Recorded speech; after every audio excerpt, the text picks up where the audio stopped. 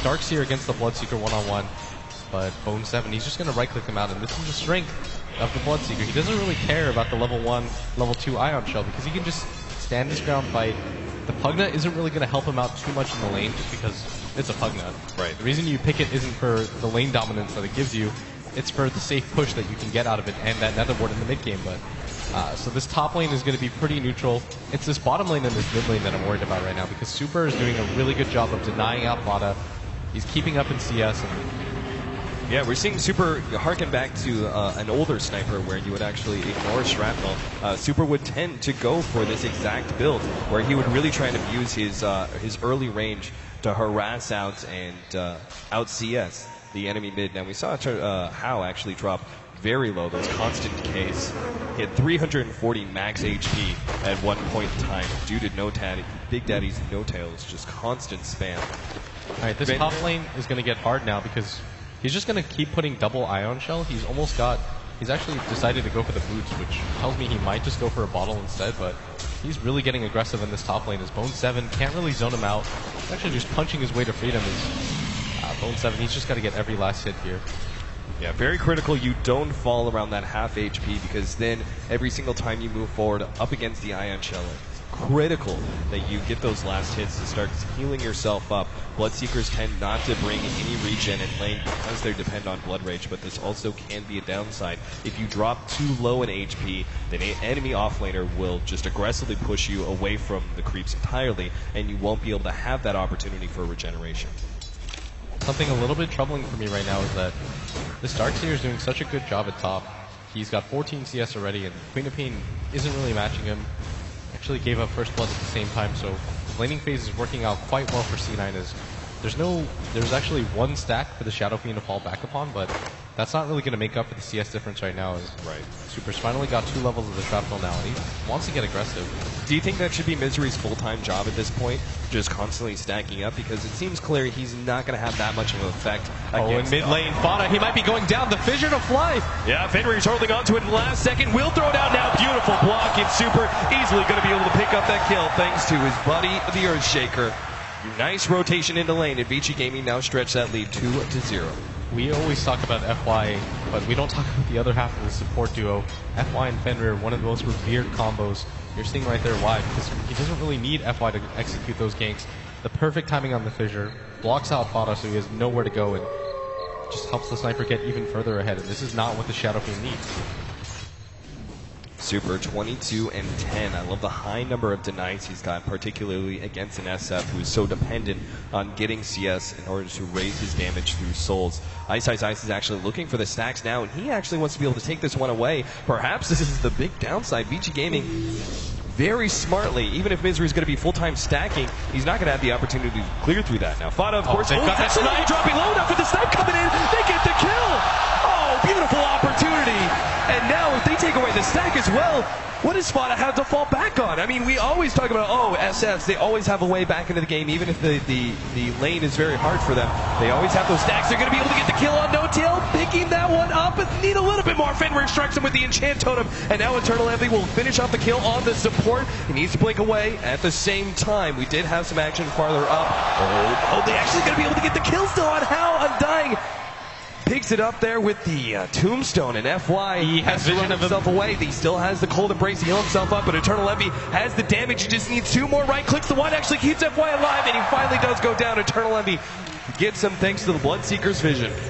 And that bottom lane is going to be the saving grace for them right now, as Fada, even his stack right there was kind of ruined. I don't think he anticipated that snipe coming in. It's been such a long time since anybody's played against a sniper that you probably just don't think about it. It's like, okay, a Darkseer's running at me. What is this actually going to lead to? I can just run away, but Super and Ice connect to get a kill on the solo mid hero. And Vici Gaming is still firmly in control of this laning phase. Fenrir kind of positioned for a Fissure block, potentially, but it's still, the only block you're going to be able to get is against an Undying. Don't really want to be fighting into that, particularly since No-Tail is constantly spamming out the decay. Always making sure he has those stacks. Fissure block, making sure Eternal Envy can't actually get to that rune unless he wants to blink for it. You get a good amount of damage out from FY, and Fenrir will guard that Invis rune, perhaps waiting to use it against the mid SF. So Ice Ice Ice does go for the bottle. When you go for the boots instead of the recipe, this is fairly obvious. You still have to go for the Soul Ring, but I think Ice Ice Ice just values being able to win that lane at top. So he goes to the bottle. He knows that he doesn't have to alternate to the jungle super soon. This is just the Pugna and a Bloodseeker. And meanwhile in mid, I mean, Super's got pretty much complete lane control. With 3 levels of the Shrapnel and the Assassinate, he's got such high kill potential. Vada can't just stand there. Like, that's the only thing that he can do to get back in the game. Go to the jungle, clear out the camps, play safe. Because if Super kills you solo especially, your chances of getting back into this game are nil. Bone 7, he now has his Rupture, so Ice Ice Ice is going to have to be a little careful of that, but of course, he already has his TP scroll, and Misery doesn't actually have a disable to stop Ice Ice Ice from just TPing away if the Rupture is ever used, so Ice Ice Ice will just continue to spam out Ion Shell after Ion Shell, and Bone 7 is actually having to sit back. They're going to go for the gank in bottom lane, actually. The Tombstone's already been laid out. They're chasing, but Vici Gamer going to be able to get back. Oh, Ice Ice Ice, he stopped the TP with the level 1 vacuum. He's chasing for this too. TP comes in. Bone 7 will be fine. Still, Vici Gaming, I mean, forcing this movement around from Cloud9, just continuing to show such dominance in the laning phase here. Everywhere you look, it seems like they're winning every single lane. The bottom lane, of course, just being a little bit more troublesome than most, but well worth it as their 2 solos are easily established. Oh, Ice Ice Ice, he's going to walk into the jungle. Once again, Blood Rage just popped at the same time. He's taking so much damage with this. He needs a little bit more, but the silence is there just in time to stop Ice Ice Ice. He's getting the surge. He wants to go for it underneath the tier 2 tower. It doesn't matter. He'll get the kill anyway, and quick to TP out on top. Ice Ice Ice, the god. This is the 2nd game in a row he's been given the one-on-one matchup, and this is a matchup he definitely wins. As the Darkseer, it's so hard for the Bloodseeker to be able to stand there. Careful there, Misery. This is Super. His right clicks, just 2 shots and an Assassinate to finish him off. The Decrepify will not save you there, my friend. And right now, C9 are going for this gank at bottom. There is a smoke on their SF, but they're going to get this stacked camp, but I don't quite know if this is enough for them. It's a 2-stack. It doesn't make up for what Ice Ice Ice took earlier. Yeah, Vici Gaming right now, what they're doing is so smart. They're just slowing the bleeding at this bottom lane. They're saying, okay, we're not going to give them any opportunity to get back in this bottom lane. So let's just wait it out, see what happens. The rest of our lanes are doing so well. Somebody has to constantly deal with Ice Ice Ice at top. And he always has a TP, so this Bloodseeker on his own can't really pressure him. And he's just going to keep doing the double Ion Shell stack. Queen of Pain, level 6 here, Vici Gaming. They're actually trying to chase him out of their jungle. Note the very aggressive wards being placed by Cloud9.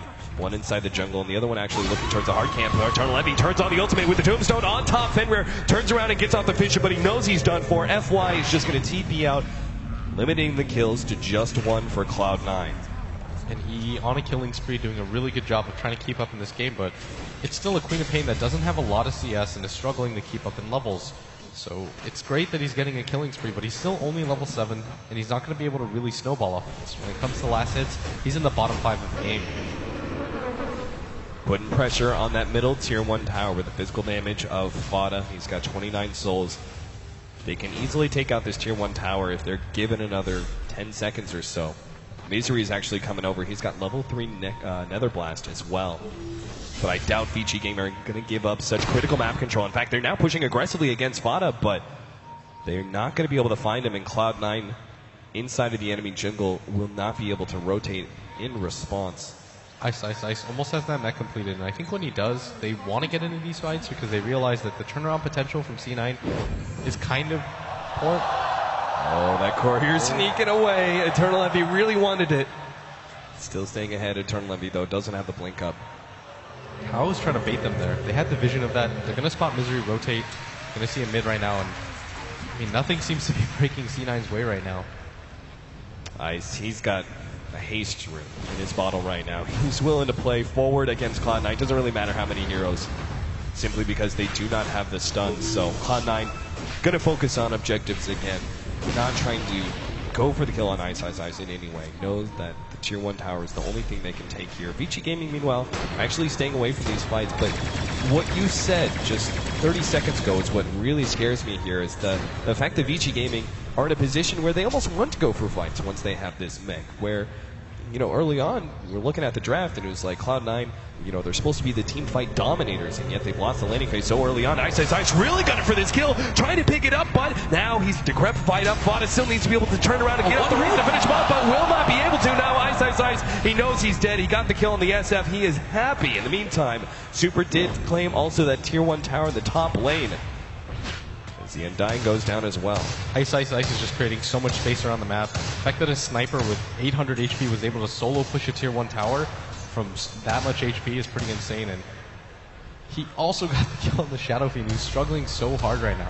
Fada's situation is so dire. He's got 0-3-1, only 56 CS, which is pretty pedestrian. When you're a Shadow Fiend, you expect to have around 65-70, including the jungle, but every single time he's built up any momentum, immediately ganked. And Ice just goes for the kill on him every single time, applies the pressure, realizes that he's really close to his mech. He's actually got it completed now, but Fada's nowhere near anything. And C9, in response, are finally going to start to push down towers. They realize, okay, the pick-off potential is a little bit too high. The laning phase didn't go the best, but we still have Tombstone.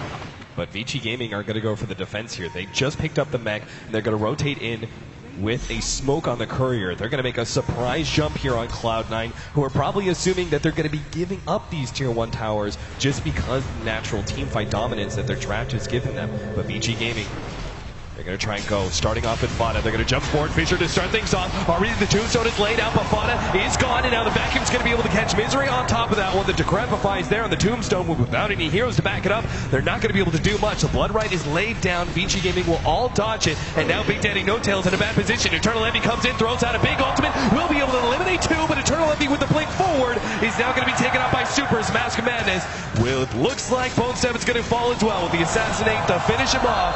How dominating spree Sniper as well. Vici Gaming establishing a huge lead here in this game too. That was such a beautiful trap that they set. The Earthshaker was in perfect position. They completely lock in the enemy team from C9, and they just were forced to fight, but it was such an inefficient position. They had both the Death Ward down and the Tombstone, but it made no difference because